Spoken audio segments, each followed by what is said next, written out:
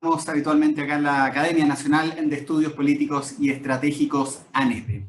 El día de hoy la convocatoria nos llama a tener un pensamiento crítico, una reflexión en torno a los conflictos de cuarta generación, amenazas y estrategias hacia la tercera década del siglo XXI. Antes de comenzar, y como es la costumbre, les informamos que quienes se conecten, ¿cierto?, como espectadores a este seminario van a mantener sus cámaras y micrófonos apagados. Sin embargo, como siempre, y ustedes ya saben, tienen la opción de realizar sus preguntas en el icono preguntas y respuestas habilitados en esta aplicación de Zoom. Van a ser, por supuesto, respondidas en el final de esta exposición. Dicho eso, voy a dar comienzo entonces a la presentación de las personas que van a exponer durante la jornada de hoy, los panelistas, y comienzo por el hombre que está a mi izquierda. Se llama Fulvio Queirolo Pelerano. Él es oficial en retiro del Ejército de Chile y además es académico e investigador del Centro de Investigaciones y Estudios Estratégicos de nuestra Academia Nacional de Estudios Políticos y Estratégicos, ANEPE. Posteriormente lo hará él también, oficial en retiro del Ejército y doctor en Estudios Americanos con mención en Asuntos Internacionales, el señor John Griffith Spillman. Dicho eso, entonces, ya presentados los expositores, comenzamos con don Fulvio Queirolo, quien va a realizar la ponencia que pasamos a escuchar. Fulvio, por favor. Muchas gracias, Cristian. Muy buenas tardes a todos y todas los espectadores. Bueno, este es el segundo ciclo de un seminario que partió ayer, en donde obviamente quedaron algunos temas que sin lugar a dudas que vamos a tratar con mi compañero, digamos, de exposición, que es John Griffith, de tratar de aclarar.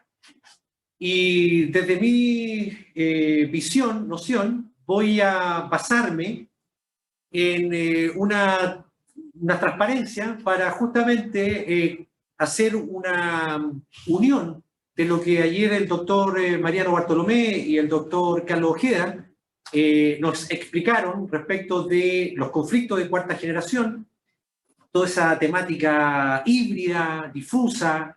Se habló de los fenómenos multidimensionales y a fin de hacer esa unión, ese link de lo que ayer se trató, voy a situar mi exposición en algunas transparencias para después continuar enfrentando, digamos, la exposición.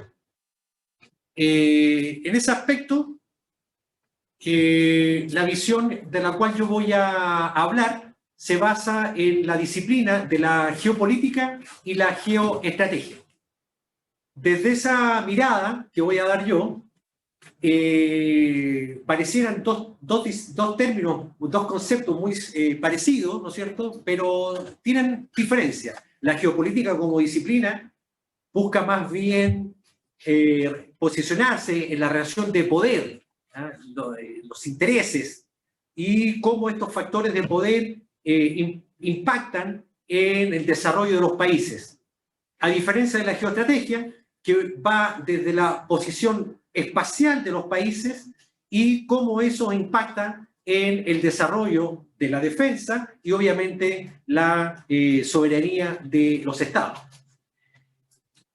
Haciendo una revisión de algunos documentos que hemos encontrado, que uno estudia, y obviamente para posicionarse en las nociones que yo estoy instalando, desde la geopolítica se establece que hay tres elementos constitutivos que todo Estado debe permanecer y debe cautelar.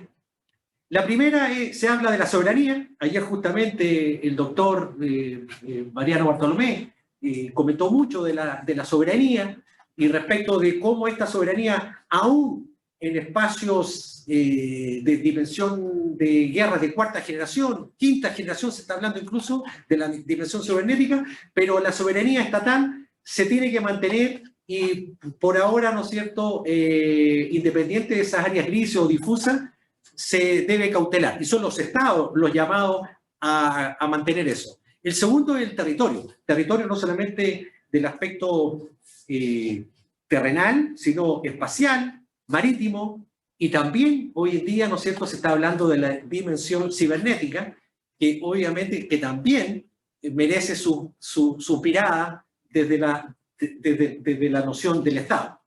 Hay obviamente distintos puntos y contrapuntos si hay soberanía o no en una dimensión que no tiene una cautela, ¿no es cierto?, de espacio físico. Y finalmente el tercer elemento constitutivo es la población a la cual el Estado se debe para protegerla.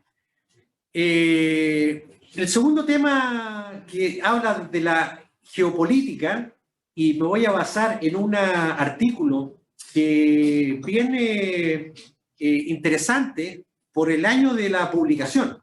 Fíjense que en la revista de geopolítica del Instituto de Geopolítica chileno, el año 1985, cuando tenía bastante más visibilidad de lo que lamentablemente después se fue perdiendo, en sus estudios Mario Arnelo, que fue su presidente, un abogado muy conocido, señala de que los temas recurrentes para la geopolítica eran justamente los que ustedes ya pueden visualizar en la transparencia.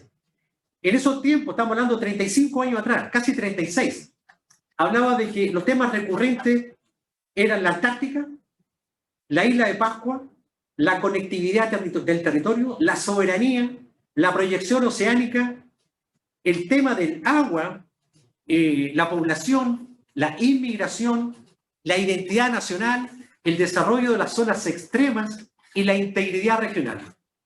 Entonces uno pareciera que hace 35 años, si uno lo retrotrae, lo adelanta al día actual, todos esos temas son vigentes. No existían en esos tiempos, hace 35 años, los estudios de prospectiva que hoy en día se hablan, y otros escenarios de futuro. Y desde la geopolítica nacional, y viendo el mapa que ustedes ven a su derecha, pueden observar, ¿no es cierto?, desde la geoestrategia, la posición geoespacial chilena. Por Dios que esos temas recurrentes son y seguirán siendo por un largo periodo de real importancia. Finalmente, desde la geoestrategia, que es la otra parte que les quiero señalar, me voy a basar también en un estudio que hizo el Centro de Estudio Estratégico de la Academia de Guerra, que hace un par de años atrás publicó un interesante trabajo y que se sitúa en dos aspectos muy interesantes, pero el principal habla de los intereses nacionales, que obviamente se une a lo que la geopolítica hace 35 años atrás, ¿no es cierto?, ya estaba señalando.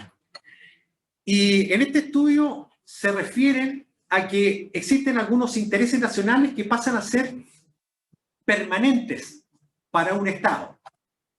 Y esos estudios, esos intereses nacionales permanentes los sitúan en 5. El primero es la consolidación de la integridad territorial. Fíjense cómo se une a lo anteriormente señalado. El segundo es la protección de la población. El tercero es la búsqueda del bien común.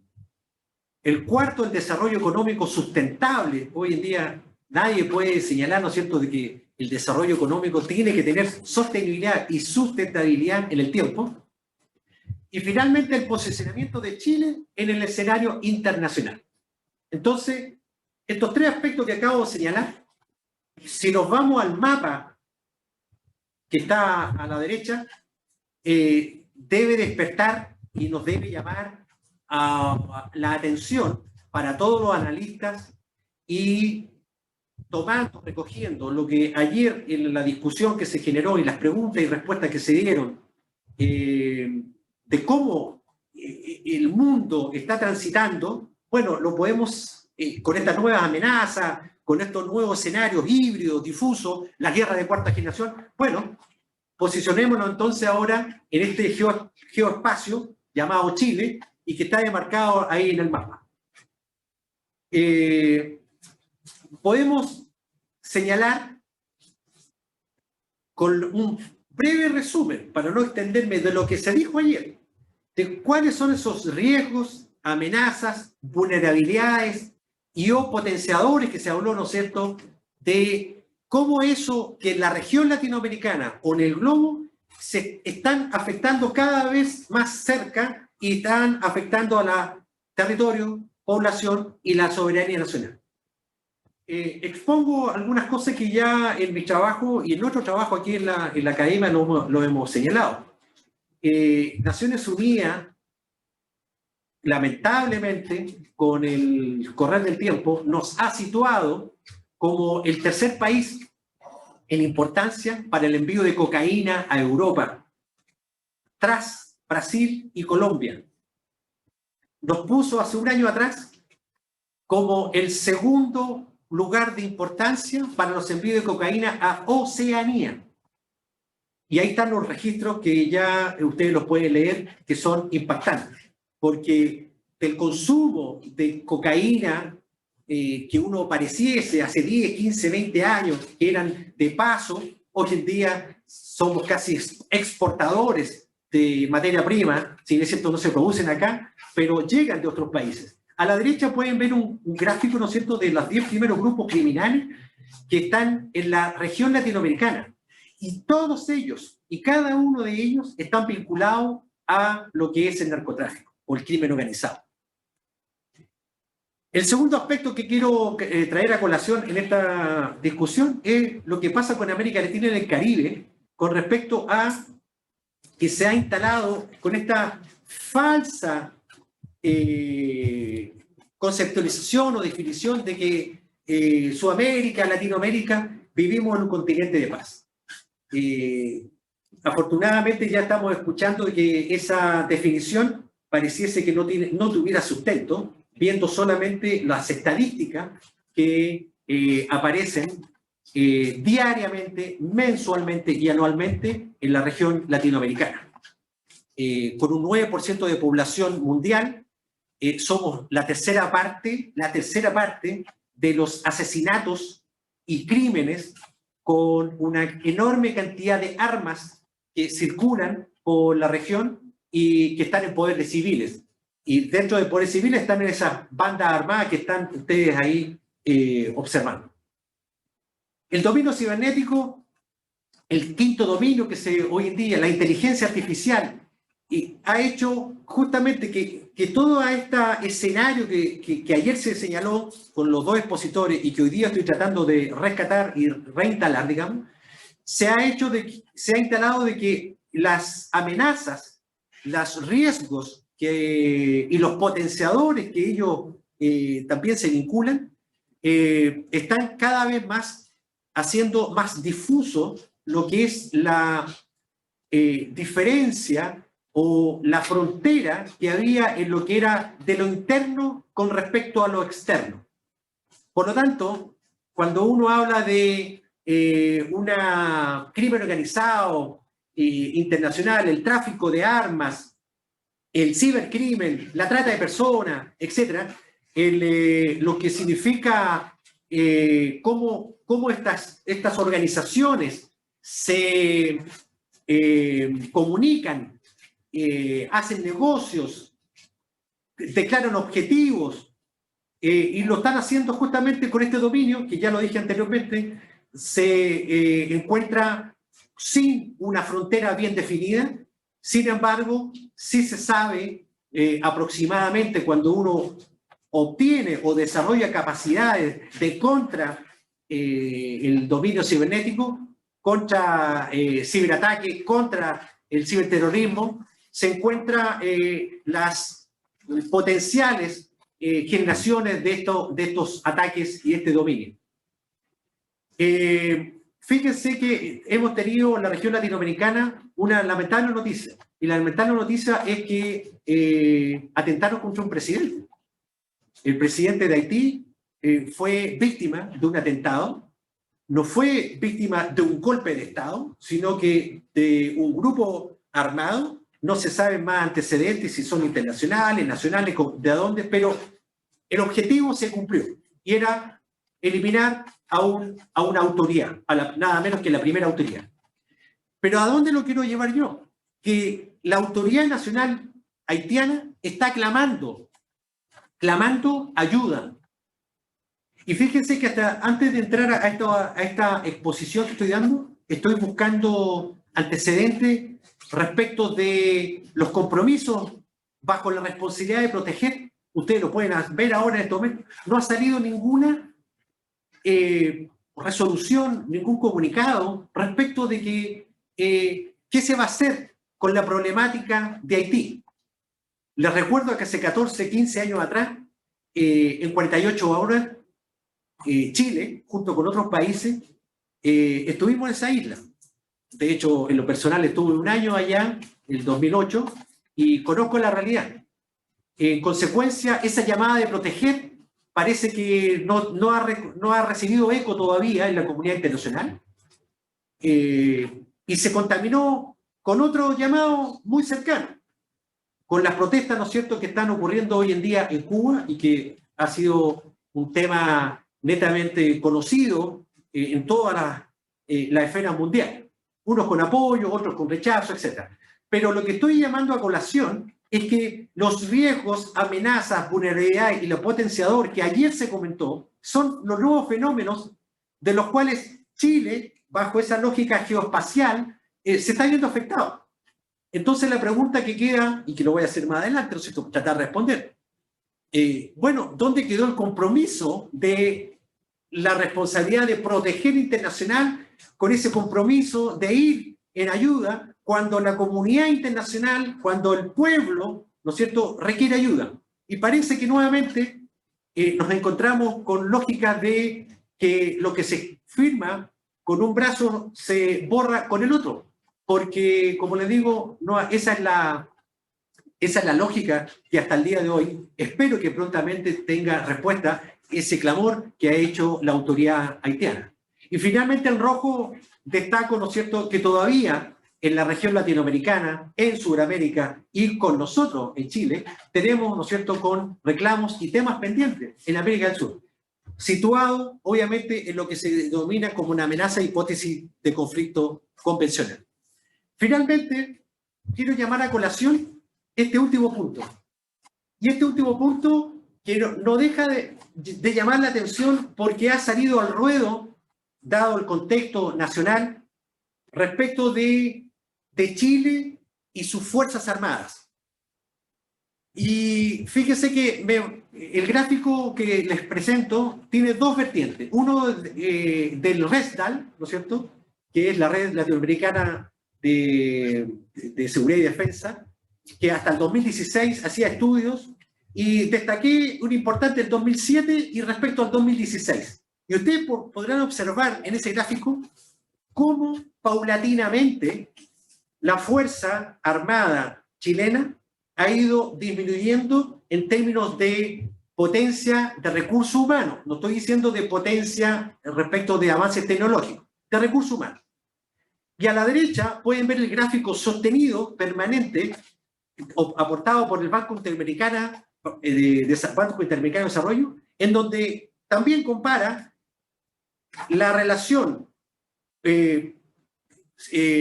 cantidad de personas respecto de la relación de fuerza, donde en los 90 había una relación de 2.3, casi 2.2, 2.3%, y ha bajado a 1.3. En consecuencia, con esos tres elementos, yo quiero responder algunas cosas que cómo afecta o cómo está afectando a los intereses nacionales y cómo afecta a esos fenómenos que acabo de señalar a lo que debe cumplir Chile. Entonces, la pregunta que se hacían ayer, creo que le hicieron 2 veces. Bueno, ¿cómo anticiparse estratégicamente? ¿Cuáles son esas nuevas capacidades que se deben desarrollar? Bueno, le acabo de señalar cuáles son los problemas, y uno de los problemas que tenemos se basa en lo que se denomina la soberanía efectiva y la protección de la población. La soberanía efectiva no solamente se puede hacer o se debe hacer con elementos tecnológicos. Se puede hacer, pero también requiere el elemento humano, pero con nuevas capacidades. esas capacidades hay que desarrollarlas, entrenarlas.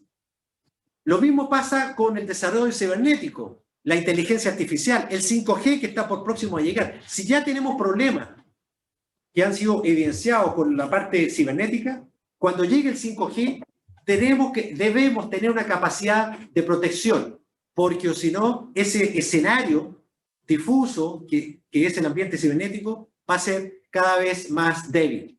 Los recursos marinos que tanto se deben proteger, sin lugar a duda que merecen una protección permanente, satelital, geoespacial, con plataformas que tengan la capacidad, plataformas navales que lleguen y que sean con la capacidad, ¿no es cierto?, suficiente para llegar en lugar oportuno.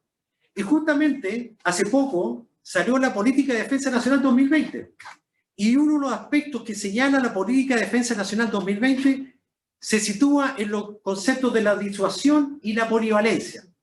La disuasión respecto de las amenazas convencionales y la polivalencia con respecto a lo que es algunas capacidades que sirven para la disuasión y que también, obviamente, potencian algunos elementos que necesitan la ciudadanía. Ante terremotos, ante otros fenómenos sociales que están apareciendo últimamente. Entonces,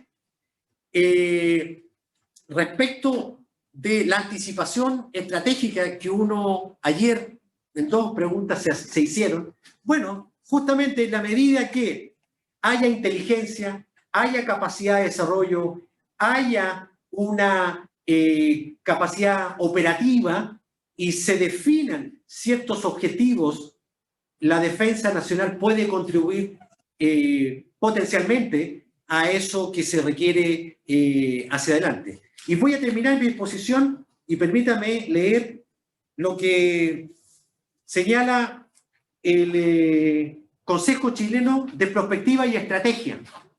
Este libro que lo presento está en la web, se publicó en el año 2017. Y fíjese lo que dice este consejo. Dice, abre comillas, el Ejecutivo no dispone actualmente de un equipo de análisis estratégico orientado a la elaboración de estudios sistemáticos que sirvan de base para la planificación de largo plazo. Se precisa crear una institución al más alto nivel de gobierno que coordine al conjunto y que además estimule la creación de un sistema que abarque a las organizaciones de la sociedad civil, a las empresas, a las universidades, a las regiones y que se interconecte con instancias similares de nivel internacional. Creo que con eso cierro mi presentación y quedo dispuesto, obviamente, a responder más adelante las preguntas. Gracias, Cristian. Muchas gracias, Fulvio, por esta exposición donde se han dado los puntos centrales de lo que luego, ya estoy viendo, serán las preguntas. Pero antes, ya lo habíamos anunciado, vamos a continuar esta exposición junto al oficial general del Ejército de Chile en calidad de retiro, el doctor también de Estudios Americanos con mención en Asuntos Internacionales, el señor John Griffith. Doctor, por favor, el tiempo desde ahora es suyo. Muchas gracias, Cristian. En primer lugar, deseo agradecer a la Academia Nacional de Estudios Políticos y Estratégicos por la invitación y a su director por esta gentil invitación a conversar temas profesionales. Y lo que se me solicitó es hablar sobre la teoría de las guerras de cuarta generación y en consecuencia lo que he preparado es un breve resumen partiendo por hablar un poco de las teorías de la guerra y cuál va a ser mi aproximación al tema desde esta perspectiva. Lo segundo, hablar los elementos centrales, recordar, porque el día de ayer ya se explicó con profundidad las características principales de este tipo de conflicto conocido como guerra de cuarta generación, para tratar de señalar los principales elementos del nuevo escenario estratégico, el actual, y aterrizar a cómo esto va a afectar a nuestras Fuerzas Armadas en el caso nacional. Y con eso terminar y quedar a disposición de ustedes para las preguntas que tengan. En primer lugar, parto diciendo que para aproximarme al tema de las guerras de cuarta generación, como su nombre lo dice, guerra, es el conflicto, ¿cierto?, definido por muchos académicos, entre ellos Helly Bull, como la violencia llevada a cabo por unidades políticas organizadas en clara referencia a los estados. O sea, la guerra es un fenómeno que está delimitado, tiene una delimitación jurídica, tiene una noción, y es indudable que es un concepto que ha acompañado al ser humano desde sus inicios. Uno podría decir que hay una guerra antes de la creación del Estado como forma de organización política. Me estoy refiriendo a 1648, la Paz de Westfalia, que dio origen al Estado moderno. Y sin duda, y quizás ahí el autor más destacado sea John Keegan, quien se aproxima a la guerra de una perspectiva que es un fenómeno cultural, ¿verdad? Ahora, ya en pleno nacimiento del Estado moderno, las guerras han evolucionado en función al tipo de Estado, a la fortaleza de Estado, a la tecnología, al escenario internacional, y desde allí entonces han nacido una serie de teorías donde se encuentran las guerras de cuarta generación. Entonces lo primero que me parece necesario es establecer determinadas condiciones de borde para tratar el tema, de límites. Lo primero, que en mi presentación voy a hablar de la guerra en el marco de los estudios estratégicos, para no confundirla con lo que es la seguridad. Porque la seguridad es un ámbito distinto, es una noción que está en plena evolución. En el último tiempo ha tendido la seguridad a abarcar, como lo dijo Barry Guzar en el año 92, todo fenómeno político, económico, social, cultural, ambiental, con lo que la pregunta válida es ¿qué no es la seguridad? Porque si la seguridad son todos esos fenómenos, la noción pierde valor, porque al final del día, bueno, ¿dónde comienza y dónde termina la seguridad? Entonces, a mí me parece establecer como una primera condición de límite que voy a hablar desde la perspectiva de la guerra, cómo se aproxima desde los estudios estratégicos. Lo segundo es decir que todas estas teorías, ya ahora en la historia del Estado moderno, guerras de primera generación, segunda generación, tercera generación o cuarta como esta, en definitiva son teorías que se colocan en el escenario para tratar de explicar de una u otra forma más que la naturaleza, el carácter de la guerra. La guerra tiene una naturaleza que es violenta, que tiene un objetivo que es político, y esa naturaleza normalmente permanece estable. ¿Cuál ha sido el esfuerzo de algunos académicos? Tratar de identificar los cambios de carácter para ver si la guerra ha cambiado su naturaleza. En mi modesta opinión, creo que todas las clasificaciones, todas las taxonomías se refieren al carácter de la guerra, pero la guerra en su naturaleza no ha cambiado. La guerra sigue siendo un fenómeno político de poder, sigue siendo un fenómeno violento. Entonces, esa es una segunda advertencia que me gustaría hacer, porque todas estas propuestas, y desde la perspectiva de los paradigmas, como lo estableció muy bien Thomas Kuhn en su famosa obra La estructura de las revoluciones científicas, un paradigma es válido en la medida que me explique los fenómenos. Pero si ese paradigma entra en crisis, pierde valor. No es lo mismo un paradigma copernicano que un paradigma newtoniano, por decirlo de esta forma. En consecuencia, creo que es muy importante tener estas aclaraciones para no confundirnos en el análisis del relevante tema que hoy día nos convoca. Finalmente, también creo que todas estas teorías tienen un nacimiento bien particular y obedecen a la realidad geopolítica y geoestratégica, como se refería el coronel Queirolo, propia de cada uno de los estados. Esta explicitación de teoría va de la mano con la doctrina. Y voy a citar 3 ejemplos. El primero, Rusia no habría desarrollado una teoría de la guerra, que se tradujo en una doctrina de la batalla profunda, si no hubiese tenido una condición estratégica e histórica de invasiones. Rusia tiene una profundidad estratégica que le permite ceder terreno. Rusia fue invadida por los vikingos, los mongoles, las hordas de Genghis Khan, las hordas de Or posteriormente, los lituanos, los tártaros de Crimea, los caballeros teutones, polacos, lituanos, suecos, franceses y alemanes. Es decir, desconocer esa carga histórica en la generación de teoría y doctrina es desatender los aspectos históricos y culturales por los cuales se generan estas doctrinas. ¿Y por qué me interesa hacer el punto en el ejemplo de Rusia? Podría colocar otro ejemplo.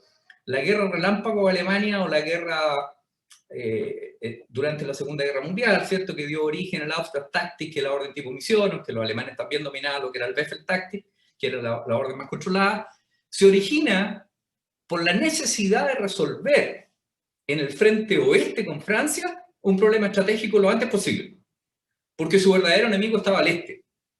Ustedes recordarán que en la Primera Guerra Mundial todos los planes alemanes, independiente de lo que hubiese pasado en Serbia o todo lo demás, se iniciaban con el plan Schlieffen atacando Francia.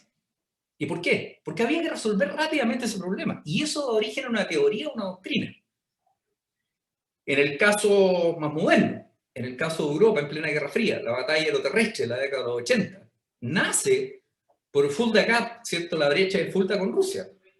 Porque la ex Unión Soviética iba a poner una gran cantidad de masa en el frente y la única forma de poder lidiar con esa amenaza era atacar hacia la profundidad en una batalla aeroterrestre para degradar. Y de ahí viene la formulación de estas teorías y todas estas doctrinas. ¿Y por qué lo digo?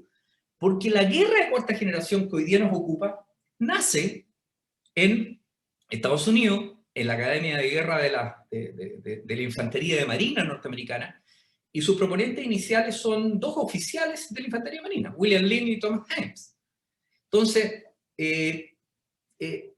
es indudable que cuando ellos generan esta doctrina, están pensando en Estados Unidos, en el posicionamiento global de Estados Unidos y en el interés norteamericano y en las características geopolíticas, en las características geoestratégicas, en las características culturales de su propio país.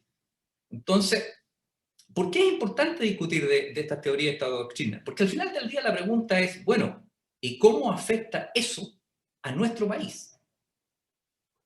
De allí entonces que hay que hacer un análisis en detalle para tomar estas teorías y poder determinar de qué forma van a ser útiles para el propio pensamiento estratégico nacional, para la propia configuración de doctrina nacional, porque las doctrinas no se copian, son propias a una realidad estratégica y geopolítica del país. Entonces, ese es un punto que al inicio que estimo la mayor relevancia y me interesaba hacer.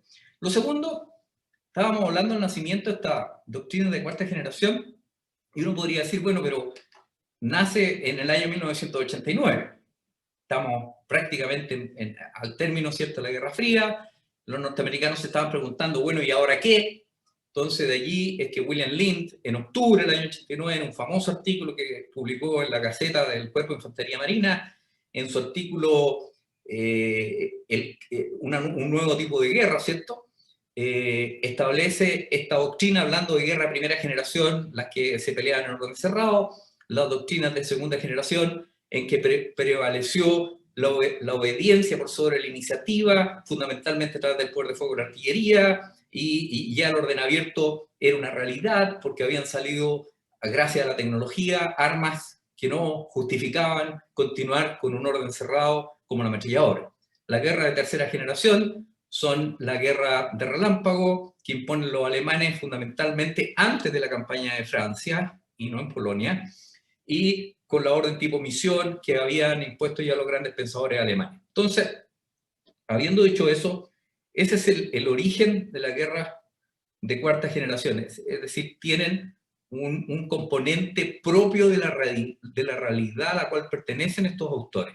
Y se caracteriza por, yo diría, 4 elementos principales. El primero, la orden tipo misión, que hablábamos del Auftragtaktik, o sea, la capacidad de los distintos comandantes de todos los niveles de tener claro el propósito, el escalón superior y el papel de la unidad en el conjunto, para si quedan aislados, continuar con esta idea que se tiene y la finalidad. Por eso que pueden operar a la profundidad, pero operan, resuelven con iniciativa más que con obediencia, y teniendo en cuenta ese objetivo. Lo segundo, una disminución de la dependencia de una logística centralizada. Normalmente la logística en los tipos de guerra es muy centralizada. Se trata de colocar una gran cantidad de elementos que apoyen el uso de la fuerza. se habló en un tiempo del concepto just in time, o sea, llevar la logística justo a tiempo. Y resulta que las mediciones de eso se transformaron just too late. O sea, al final del día, por la fricción de la guerra, por los imponderables, etc., esto no es una logística comercial, digamos, una logística que tiene que llevar grandes volúmenes porque uno no sabe lo que va a ocurrir. De hecho, la planificación en todos los niveles, estratégico, operacional y táctica, dura, como decía von Moltke, el viejo, mientras se dispara el primer tiro. Eisenhower decía, mire, la planificación no es lo relevante. O sea, el plan, perdón, no es lo relevante. La planificación lo es todo. Quiere decir que es el ejercicio mental en el comandante el que adquiere valor. Entonces, este primer elemento es la orden tipo misión. Un segundo elemento es la degradación de esta dependencia de la logística centralizada. El tercer elemento que pone más énfasis en la maniobra que en el poder de fuego. El cuarto elemento es hacer colapsar al enemigo internamente más que destruirlo físicamente. Nada nuevo, porque en la filosofía de la doctrina de guerra hay dos grandes filosofías, la de atracción y la de maniobra. La de atracción va al golpe, la de maniobra es psicológica. Se trata de colocar las fuerzas en una posición que produzca un efecto psicológico, lo que hacían los mongoles. Bueno, esos son los cuatro elementos principales de la guerra de cuarta generación. Y en general, lo que hace esta teoría es que elimina un poco las líneas o las diferencias entre la guerra y la política, el conflicto y la paz, los soldados y los civiles, está todo confundido, o la violencia en el campo de batalla y la zona segura, porque no hay, es una guerra completa. Y las metas, como decíamos, son explotar las debilidades del adversario y socavar su fuerza para convencerlo que la victoria va a ser algo imposible. Bueno, eso es básicamente en lo general lo de la doctrina de guerra de cuarta generación, que también tiene sus críticas. Y las críticas principales, y con esto quiero decir que esos son los méritos de la doctrina. Respecto de las críticas, ha sido criticada por académicos del Army War College, básicamente del Colegio de la Academia de Guerra Norteamericana, que está en Pensilvania, en Carlisle, Antulio Echavarría, Douglas Lowelas, quienes dicen, mire, nada nuevo bajo el sol, esto es guerra antisubversiva. Pero sí, el mérito que tienen es destacar la mayor movilidad hoy día en el campo de batalla y el acceso que es dado a las nuevas tecnologías, a la apertura de ellas por la globalización. También Colin Gray se suma a las críticas de esta teoría, diciendo que la mayor debilidad de la guerra de cuarta generación está en exagerar el papel del Estado como forma de organización política. Al final del día, el Estado, aun cuando esté débil, sigue siendo el principal elemento o actor internacional a nivel global. Bueno, podríamos profundizar sobre las críticas, pero no es el objeto de esta presentación, con lo cual voy a tocar algunos elementos del nuevo escenario estratégico que nos toca vivir y que está en alguna medida caracterizado por el avance de la globalización como fenómeno y la tecnología, lo que ha hecho que hoy día tengamos una conectividad a nivel global. Esta tecnología ha llevado a aumentar las dimensiones del conflicto. Ya no solamente hay una dimensión terrestre, marítima y aérea, sino que hay una dimensión del ciberespacio, una dimensión espacial y una dimensión, uno podría decir, electromagnética, ya para llegar a una sexta dimensión. Es decir, la tecnología ha jugado un papel relevante. ¿Y por qué es importante tener en claro el ambiente estratégico? Porque cuando uno se piensa estratégicamente o va a configurar la fuerza o va a diseñar la Fuerza Armada hacia el futuro, tiene que tener estos elementos en consideración. Me gustaría colocar como ejemplo un gráfico que en su libro, en el libro de Thomas Friedman, el autor de La Tierra es plana, o que se llama Gracias por llegar tarde, Thank you for being late. Thomas Friedman dice, mire, hoy día lo que está ocurriendo en el mundo en materia de avance de tecnología es lo siguiente. En un eje de coordenadas, en el eje X, en el horizontal, vamos a tener una línea de tiempo, y en el eje Y vamos a tener dos curvas. Una curva que es el avance de la tecnología, Y una segunda curva en la parte superior, que es la capacidad del ser humano de adaptar esa tecnología y usarla en su propio beneficio. ¿Qué es lo que ha ocurrido, dice Friedman? Que la tecnología comenzó a avanzar, ¿cierto? Y a progresar. De hecho, está la famosa ley de Moore en materia de computadores, que ya en el año 1965 decía que los chips se multiplicaban cada 18 meses. Hoy día seguramente es en un par de meses que la tecnología se duplica. Pero ¿qué dice Friedman? La tecnología siempre avanzó, pero no superó a la capacidad del hombre de adaptar esa tecnología a sus actividades, con lo que le provocó siempre certidumbre, y él podía adaptarse a eso. Lo que está ocurriendo hoy día en el 2021 es que la curva de la tecnología sobrepasó a la curva de esa capacidad del ser humano de adaptarse, y eso ha generado incertidumbre. Eso significa que es muy difícil predecir el futuro. Eso significa que es complejo hablar de escenarios a la profundidad, porque los factores que van a modificar eso, los cisnes negros, los elementos disruptivos, son muchos, es muy difícil de prever. Y ese es el escenario que estamos viviendo ahora como nuevo escenario estratégico y complejo, sobre todo en materia de nuevas tecnologías, entre las cuales uno podría citar, a modo de ejemplo, las principales hoy día son los avances en inteligencia artificial, en robótica, en medios autónomos, tecnologías quantum, etc. O sea, hay una emergencia tecnológica relevante. ¿En qué se nota la emergencia tecnológica? Si uno hace un corte entre 1800 y el año 2000, en 1800 éramos 1 billón de habitantes, en el año 2000 éramos prácticamente 6.5 billones de habitantes. O sea, la razón por la cual se multiplicó la cantidad de habitantes en el mundo en 200 años fue 6.5. Pero en tecnología, el ser humano avanzó 40 veces. Esa es la buena noticia. ¿Qué quiere decir? Que la tecnología es un factor para solucionar problemas concretos y reales, pero también es un factor que afecta fundamentalmente el carácter de la guerra. Pero es una espada de doble filo, porque así como representa ventaja, también representa desventaja, porque la tecnología hoy día adquiere valores muy bajos y tiene mayor facilidad de que grupos ajenos a los estados puedan adquirir estas tecnologías para usarlas con fines y propósitos, digamos, para afectar precisamente a esos estados. Ahora, también una espada de doble filo, porque muchas veces nos especializamos demasiado en la tecnología y cuando falla la tecnología no tenemos la capacidad de volver back to the basic, volver al uso anterior. Y pongo un ejemplo muy concreto. Hoy día para navegar se denomina en el ámbito terrestre el ir de un lugar a otro, ¿cierto? La gente lo hace con un GPS, no se preocupa de dónde está el norte, dónde está el este, va a llegar. Pero bueno, y si falla el GPS, ¿tiene capacidad de usar una brújula? ¿Tiene capacidad de orientarse? ¿Tiene capacidad de identificar el norte en el día y en la noche? ¿Sabe de las manchas magallánicas, etcétera? O sea, el volver a lo básico es un elemento tremendamente importante que hoy día los ejércitos están considerando. Bueno, esto ha llevado también que en este cambio, le pido por favor al moderador que me avise cuando me queden 5 minutos para no pasarme, en este cambio de tecnología o en este ambiente, eso está generando muchos desafíos. Desafíos en cuanto a diseñar muy bien el tipo de fuerza que se tiene hoy día para enfrentar los problemas de futuro. ¿Cristian? 5. 5, perfecto. Y adicionalmente, preocuparse, lo más importante, por el arma más valiosa que tienen las fuerzas de defensa de un país, que es el hombre o la mujer, el ser humano.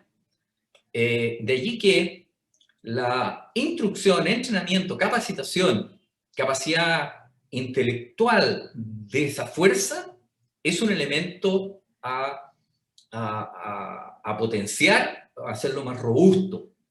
La retención del talento, la capacidad para actuar en distintos medios ambientes. Y de aquí voy a pasar al último punto. Estoy en un nuevo escenario estratégico, a los desafíos para las Fuerzas Armadas y el caso nacional. Es que seguramente se va a requerir de las Fuerzas Armadas una capacidad para operar en un espectro de cooperación, competencia y conflicto. Y todo al mismo tiempo. Todo al mismo tiempo. Y eso no es fácil. No es fácil de entrenar. No es fácil de generar doctrina. Pero ese es el desafío. Adicionalmente, en los 5 dominios, el terrestre, el marítimo, el aéreo, el espacial y el ciberespacio. ¿Pero qué más? Nosotros en nuestro país estamos en un estado consolidando la conducción conjunta, que uno desearía que fuera mucho más robusta siempre. Pero bueno, ¿y dónde está el nivel superior del proceso interagencial, donde hay que relacionarse con otras instituciones del Estado, o lo que hoy día se denomina en la literatura de defensa norteamericana, inglesa y europea, a whole government approach, o sea, esa aproximación completa a ese proceso interagencial, o lo que los británicos han denominado en su última política de defensa a total integration, de todos los medios, una integración total. Esos no son conceptos, son doctrinas. Hay que educarlas, hay que entrenarlas. Pero ese es el futuro que vamos a enfrentar. Y si no partimos hoy, no vamos a estar en buenas condiciones de poder enfrentar los desafíos que están a la vuelta de la esquina para el caso nacional. Se va a esperar que las Fuerzas Armadas estén con mayores condiciones de responder rápidamente a un mayor número de fenómenos, en un mayor número de lugares, la mayoría del tiempo. Y fundamentalmente que operen en una forma más conjunta. Otro aspecto importante es que vamos a depender de equipos con una muy buena capacidad de liderar, equipos pequeños pero de alto impacto. Se requieren buenos líderes, buenos comandantes. La fuerza va a tener que tener una capacidad de ser flexible y ágil para adaptarse permanentemente a los cambios del medio ambiente, por este cambio, por esta curva que señalamos anteriormente. O sea, si hay algo cierto, es que vamos a enfrentar un ambiente que es más volátil, que es más incierto, que es cambiante, que es disruptivo y que es ambiguo. Y esa es una realidad. Y para eso hay que preparar a la fuerza, con tecnología, pero fundamentalmente con capacidad intelectual para enfrentar eso. Eso obliga a retener muy bien el talento. Y para ir cerrando, quiero hacer 2 comentarios. El primero, el coronel Queiroz señalaba que la política de defensa del 2020 en relación a este tema señala en el punto B, entorno de seguridad y defensa, y en su número 4, los conflictos y amenazas a nivel global, y en la letra A señala la naturaleza híbrida de las potenciales amenazas, que es una nueva teoría que recoge lo de la guerra de cuarta generación, recoge lo de la guerra de quinta generación, recoge lo de la doctrina Gerasimov, de la guerra no lineal, que son conceptos para llevarlos a lo que hoy día se denomina la guerra híbrida, como un nuevo carácter de la guerra que hay que identificar y ver cómo va a afectar a nuestro país. Y eso es una contribución, creo, y estimo importante en nuestra política de defensa, porque nos pone en la alerta de que nos tenemos que pensar estratégicamente. Y eso no, lo que al final del día la política nos señala. Chile, si quiere seguir siendo un país estable, seguro, entre otras cosas, y teniendo fuerzas armadas preparadas para enfrentar los desafíos internacionales del siglo XXI, tiene y debe pensarse estratégicamente. Debe ser capaz de configurar sus capacidades porque no se improvisan. Y de lo que sí debe estar cierto es que no puede descuidar a su seguridad y defensa. Todos hemos sido testigos que en los últimos 15 días, Suiza, país neutral en el centro de Europa, zona de paz, donde se están las principales organizaciones internacionales a nivel global, ha adquirido 36 F-35 y 5 baterías de misiles Patriot. ¿Cuál es la razón que un país con ese nivel de estabilidad, con ese nivel de paz, se preocupa siempre de tener una capacidad militar de primer nivel? La incertidumbre de no saber quién puede afectar sus intereses. Chile tiene que tener la misma responsabilidad, yo creo que sí. Chile tiene que estar preparado para enfrentar esa incertidumbre. Y ese es el desafío que nos debe llevar a pensarnos estratégicamente. Así que agradezco la oportunidad de haber participado en este seminario y destaco el mérito de haber puesto un tema que es tan importante y tan relevante como el estudio de la guerra y el estudio de nuestras capacidades estratégicas para poder lidiar con los problemas del siglo XXI que están a la vuelta de la esquina. Muchas gracias. Muchas gracias, doctor. Y vamos entonces a comenzar la ronda de preguntas. Son bastantes las que han llegado hasta este momento y por supuesto los invitamos a realizar desde ahora preguntas que también van a ser incorporadas en estos minutos dedicados a... Comencemos con Fulvio Queirolo, ¿le parece? Considerando las vulnerabilidades y potencialidades, ¿qué grado de importancia le asigna usted a la falta de estructura nacional para enfrentar riesgos y amenazas en forma coordinada e interagencial, en especial desde la estrategia o la política de seguridad nacional para que se logre aplicar en una política pública sinérgicamente en favor de la seguridad? Bien, muchas gracias, Cristian. Larga la pregunta, pero creo que en alguna medida, tanto el expositor general John Griffith, como en alguna medida lo hice yo también, y en alguna medida, y perdón que sea un poco majadero y reiterativo, lo hicimos en el seminario anterior de la publicación del libro Constitución, Fuerza Armada, ¿de qué se trata? Uno de los aspectos que se recalca, y también lo hice este estudio de Estrategia Chile 2030, idea de perspectiva, ¿cierto? Es que Chile, teniendo una capacidad de organización que en su tiempo fue contaminado por otras lógicas y otro contexto, lo que se llama el Consejo de Seguridad Nacional. El nombre que tenga es que el Ejecutivo, la primera autoridad y el nivel que recién hablaba el general Griffith, tiene que tener una estructura organizacional de asesoría permanente para ver justamente a largo plazo aquellas conductas, se llaman escenarios, o a través del estudio prospectivo de escenario, y antiguamente, hasta el 2010, se llamaban hipótesis, y se hacían justamente en el nivel primario de asesoría del presidente, nivel político, ambiente político estratégico, se hacía lo que se denominaba la apreciación global política y estrategia. Justamente se situaban en aquellos aspectos para ver cuáles eran esos riesgos, cuál era esa amenaza, y se detectaban las vulnerabilidades con anticipación. Y para responder a la pregunta que me acaba de hacer la persona, voy a poner dos hechos que yo lo encuentro que son lamentables y que demuestran justamente lo que dice aquí Sergio Vitar en este libro, ¿no es cierto? Y que no puede ser que Chile, siendo un país con voluntad y con capacidad antártica, al día de hoy no tenga un buque antártico. Así de franco y así de simple. A sabiendas de que los armadores de buques o plataformas antárticas son mínimos a nivel mundial. Mínimos, muy pocos. Son caros, son específicos, requieren mucho tiempo de desarrollo y obviamente, afortunadamente, se está construyendo uno, pero el otro se perdió la vida útil entre el 2010 y el 2015. Ese consejo asesor, no lo voy a poner de seguridad nacional, ese consejo asesor prospectivo, estratégico, del nivel, debió haber alertado a la primera autoridad, porque no es un problema de la defensa, como lo decía recién el general Griffith, es un problema del Estado de Chile, donde los científicos, donde el desarrollo, donde un sinnúmero de otras actividades van vinculadas, uno con mayor prioridad, otro con menor prioridad. Y el segundo ejemplo, el FASAT Charlie, el satélite, con todo el desarrollo que hubo con la agencia espacial, en donde se perdió obviamente una capacidad y hoy en día estamos levantando una capacidad a través de una nueva política, etc. Esos son elementos que obviamente dan esa robustez pensando en el futuro y uno tiene que saber, bueno, ¿será uno? ¿Serán dos? ¿Será suficiente? ¿Será necesario? Esos son los aspectos que obviamente es de suma importancia y estos comités asesores tienen que ser permanentes, pero ex ante, no ex post.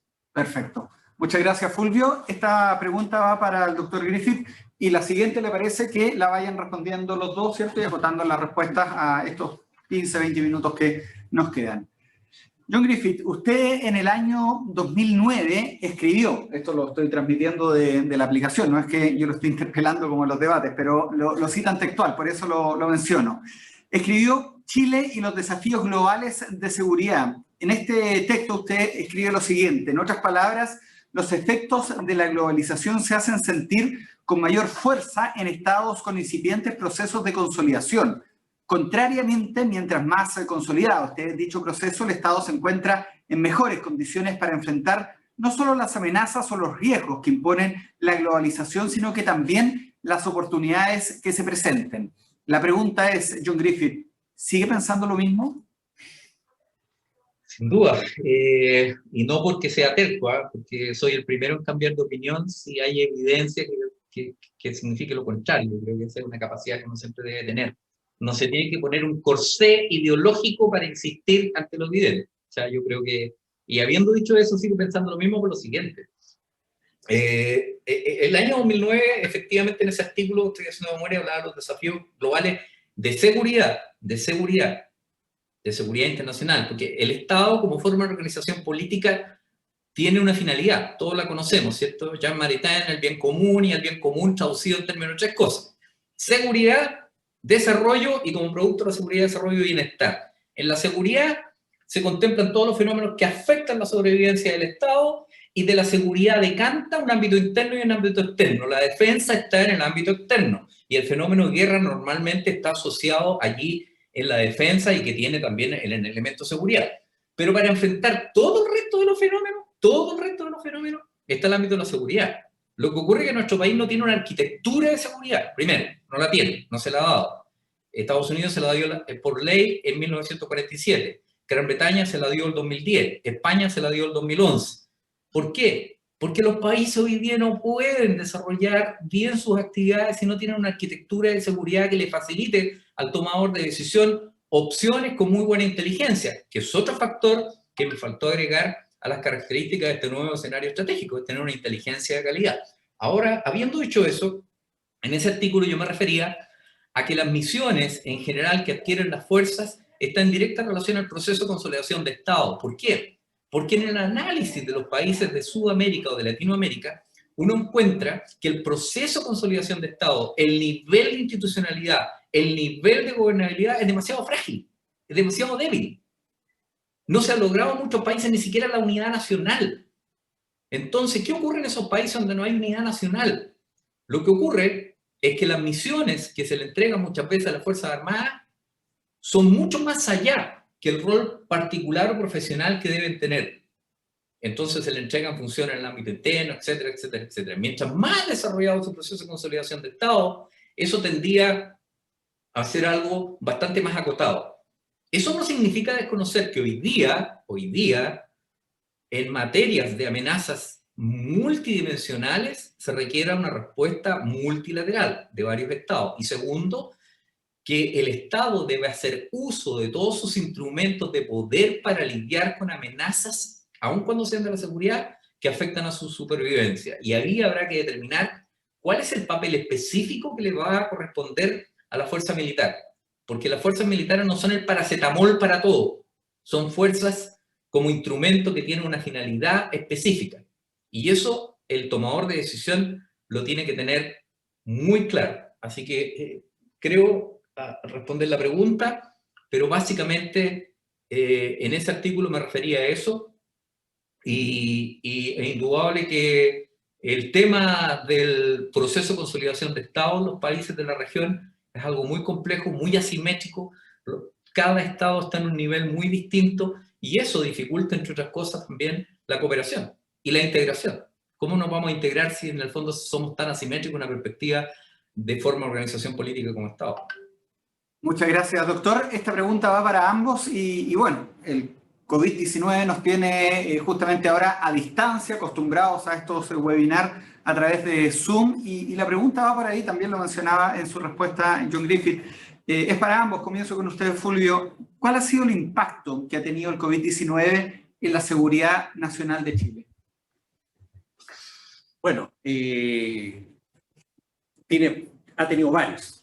Voy a ocupar la primera aproximación del gráfico de la transparencia 3 que ocupé, y que respecto, militarmente hablando, se denomina el punto culminante, un concepto bien interesante. Y el punto culminante, abre comillas, es cuando la capacidad de de abordar ciertos objetivos y ciertas tareas es tan alta que definitivamente la fuerza que tiene, y por eso se llama punto culminante, no le permite, y cierro comillas, respecto del COVID, creo que el ministro de Defensa, Alberto Espina, señaló, ¿no es cierto?, en uno de sus discursos cuando recién llevábamos el primer año, o antes del primer año, algo de 74.000 personas, hombres, mujeres, carabineros, PDI, Fuerzas Armadas en general, 74.000 infracción, si la memoria no me falla,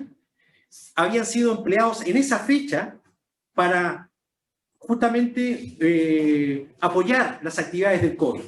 Si a eso le ponemos los números que hay, significa que a la fecha todo el personal ha estado permanentemente usando la fuerza para esa actividad. La pregunta, entonces, para responder a eso, ¿cómo ha afectado estratégicamente? Afortunadamente no hubo un terremoto, país de terremotos. Afortunadamente no tuvimos un tsunami, país de terremotos y tsunami. Afortunadamente no tuvimos en el verano incendios de grandes proporciones, país que ha tenido el 2017 un enorme incendio regional. Entonces, con esos tres ejemplos, pongo como evidencia que son obviamente cuestiones antrópicas. No estoy poniendo otras actividades y ahora nos están pidiendo internacionalmente que la comunidad internacional ayude a un país que clama ayuda, ¿no es cierto?, internacional, que se llama Haití. ¿Tendremos capacidad para ir si es que nos piden a nosotros? Perfecto. Doctor Griffith, ¿quiere complementar la respuesta? Sí, bueno, la pregunta es, ¿qué hubiese sido si la aparición del COVID-19 nos hubiese impactado teniendo Chile una arquitectura como de seguridad nacional? Y aquí quiero hacer un alcance muy corto. La seguridad nacional no tiene nada que ver con la doctrina de seguridad nacional. Aquí en nuestro país uno escucha a veces a expertos hablar como si fuera la misma noción. Nada más falso que eso. La seguridad nacional es un concepto que tiene plena cabida hoy día en la democracia europea y los principales países del mundo, y es la seguridad del Estado. La doctrina de seguridad nacional fue un tema que se generó en Guerra Fría, que nace en Brasil, lo perfeccionan los argentinos, afectó al Cono Sur, y es el resultado de la Revolución Cubana en el año 59. Por lo tanto, quiero dejar claro eso. Cuando hablo de doctrina de seguridad nacional, es una cosa. Cuando hablamos de seguridad nacional, estamos hablando de la seguridad del Estado, que la tienen todas las democracias y los países más avanzados. Entonces, si uno hubiese tenido esa organización, la pregunta es, ¿habríamos estado en mejores condiciones de enfrentar la pandemia, generando mejores opciones al tomador de decisiones? Yo creo que sí. El año 2017 tuve la oportunidad de conversar personalmente en Londres con el asesor de seguridad nacional británico, Lord Riquet, y le pregunté cómo ustedes el año 2000 vienen recién a establecer una arquitectura de seguridad nacional. Bueno, me dijo, porque lamentablemente los estados somos lentos para reaccionar y cuando enfrentamos un fenómeno de proporciones con un alto impacto, recién nos damos cuenta de lo relevante que es tener una arquitectura de seguridad. Y yo, como era diplomático, fui el primer asesor de seguridad nacional porque la pelea estaba entre un político y un militar. Y al final hubo que resolver y yo fui el beneficiado. Pero hoy día, Gran Bretaña, lo mismo ocurrió en España en 2011, tienen estas organizaciones que le permiten tener mejor inteligencia, sistematizar mejor la información, colocar opciones a los tomadores de decisiones en todos los niveles, pero fundamentalmente el presidente. Fíjese usted que si nosotros hubiésemos tenido esa organización, yo creo que habríamos tenido razonables posibilidades de éxito de manejar bastante mejor la crisis. Bastante mejor la crisis, porque habríamos tenido que reunir información. Porque el tema de la pandemia se venía anunciando hace más de 10 años. Y si uno estudia las pandemias a nivel global, cada 200 años ha habido una pandemia importante y hoy día eso se está repitiendo en una menor temporalidad.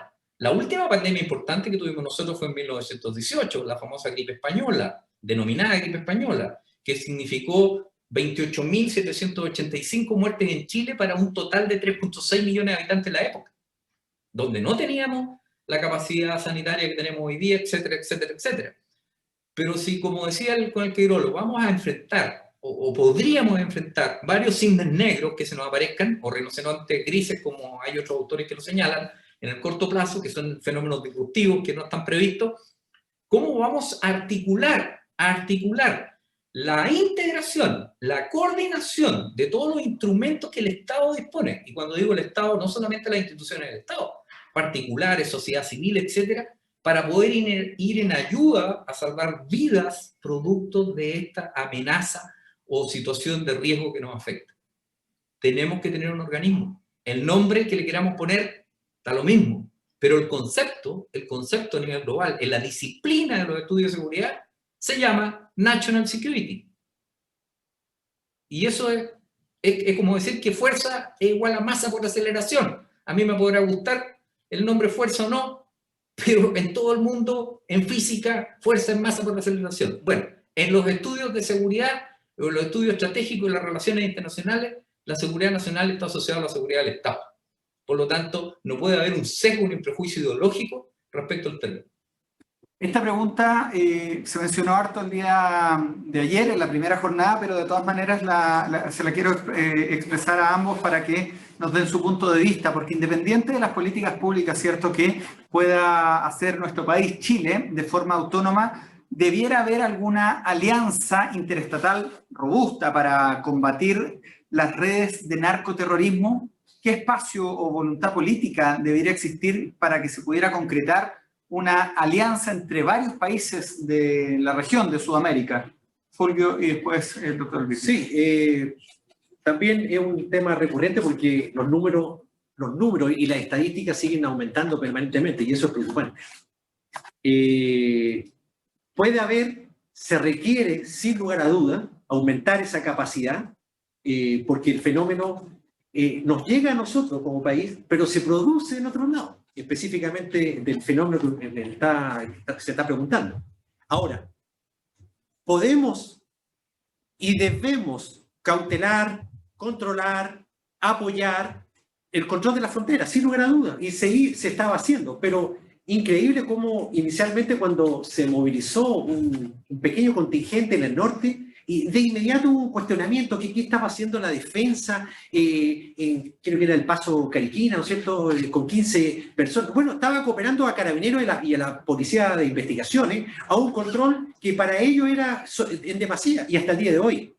Y si a eso también le ponemos la temática de Directemar en su rol de policía marítima, que con los números que puse, ¿no es cierto?, puse en la presentación, sin duda que requiere también cooperación con otros estamentos vecinales, porque los buques parten de un puerto o de un espolón y llevan la carga. Miren, qué increíble, un tema no menor para el análisis. Todos los decomisos que se han producido del fenómeno del narcotráfico en Chile se vienen por tierra y por mar. La pregunta es, ¿y por aire no? Con todos los medios electrónicos y autónomos que hay en día, Chile hasta el día de hoy no tiene ninguna. Y uno puede navegar ahí, perdone que sea insistente, pero es curioso que no tengamos ninguna incautación por aire.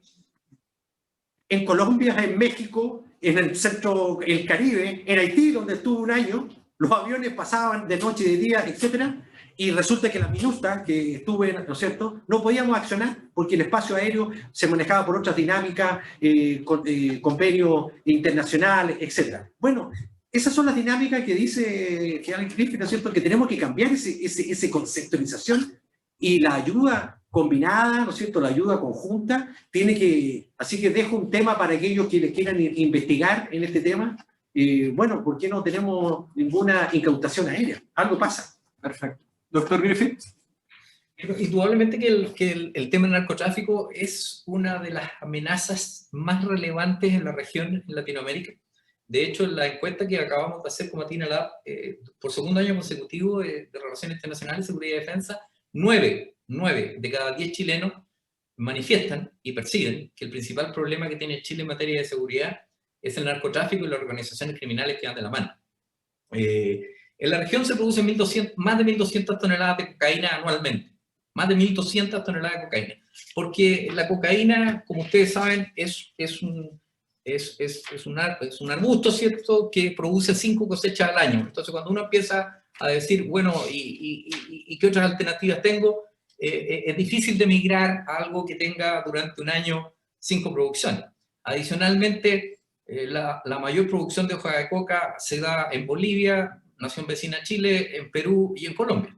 En Colombia hubo un proceso de paz, en buena hora, pero ¿dónde estuvo el análisis de quiénes se iban a continuar haciendo cargo del negocio de la droga? ¿Y quiénes iban a ser los principales actores? Eso llevó a que en alguna medida ese negocio haya ocupado otras áreas geográficas donde no hay soberanía efectiva, donde hay espacio pasivo y donde las organizaciones criminales le disputan al Estado precisamente esa seguridad efectiva. Entonces, a un fenómeno de naturaleza multilateral se requiere, ¿cierto?, transnacional, se requiere una respuesta de cooperación integrada entre distintos países. Pero la pregunta es, ¿por qué no la hay? Y no la hay porque hay distintos intereses nacionales respecto del tema. Entonces, ¿y por qué? Porque además los estados tienen distintos procesos de institucionalidad. Nuevamente volvemos al mismo tema anterior, el proceso de consolidación de estados. Sus instituciones son lo robustas para poder cooperar o no lo son. A mí me tocó estar 3 años en el norte, el 2015 al 2017, y me tocó desplegar el año 2015 las primeras unidades de frontera, pero permanente, en Villa Industrial, Caquena, Cariquima, hasta Antofagasta. Y resulta que lo hicimos en un despliegue militar de frontera, porque curiosamente los militares actúan en frontera. Sería como pedirle a los marinos que no supieran navegar en los canales o en el mar, ¿cierto?, porque ahí se emplean, o que la Fuerza Aérea no pudiera volar el espacio aéreo chileno. Bueno, los militares, curiosamente, se tienen que entrenar y emplear en su territorio. Entonces no debe ser sorpresa para nadie que exista un control militar de frontera, no estoy hablando de control policial. La pregunta es, ¿ese control de frontera beneficia la situación de seguridad global de una región o de un área? Por cierto que sí. Entonces, lo que tenemos que definir es qué misiones concretas van a ocupar, pero sí, al haber distintos actores actuando en los mismos escenarios geográficos, obliga a integrar y coordinar esfuerzos. Y la pregunta es, ¿el Estado ha resuelto quién coordina esos esfuerzos? ¿Ha resuelto cómo integrarlo? ¿Se ha legislado al respecto? ¿Existe la responsabilidad que le hemos dado a un conductor para tener las atribuciones para esa coordinación? Bueno, esos son los desafíos de hoy para solucionar los problemas que estamos enfrentando hoy y los otros que están en la vuelta de la esquina. Vamos a ocupar los últimos 4 minutitos con una pregunta para cada uno, para que la extensión la calculen, ¿cierto?, en 2. Comenzamos con Fulvio. Han llegado hartas preguntas y está bien interesante, pero hay que también empezar a comprimir. Considerando el interés nacional, solo ha ido conceptualizándose en el ámbito académico y no se declara, ¿cierto?, en el ámbito político. Entonces, ¿cuál es a su juicio el efecto de la ausencia conceptual de objetivos en la postura geopolítica de Chile ante el mundo y ante la propia nación?